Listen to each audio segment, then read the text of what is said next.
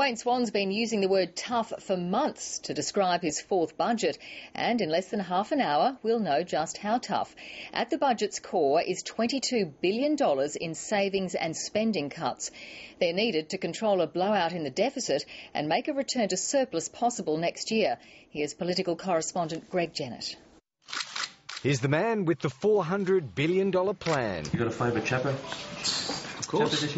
But this year there's still no happy ending for the Treasurer. His fourth budget brings his fourth deficit, and so he looks longingly to next year for a surplus. We're coming back to surplus. We have to make the savings to come back to surplus. The pre-budget season has brought spending promise after spending promise. Tonight, the other side of the equation. What you'll be seeing tonight is a significant savings task, and all of those figures will be out there for people to see tonight. The budget will reveal $22 billion in spending cuts and other savings spread over 4 years. The Treasurer should be tough on waste tonight, not tough on families.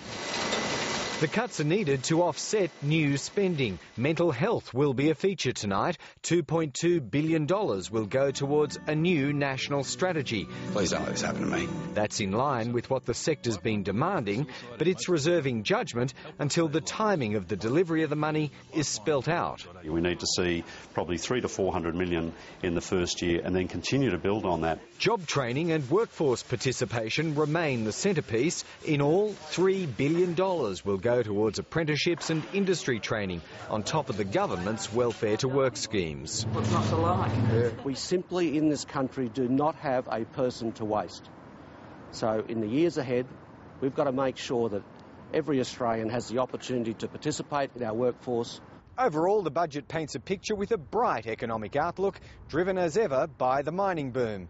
But the Treasurer's task tonight is a complex one. In the short term, he's got bigger deficits to deal with, and the always difficult job of convincing people that $22 billion worth of budget pain will be good for them.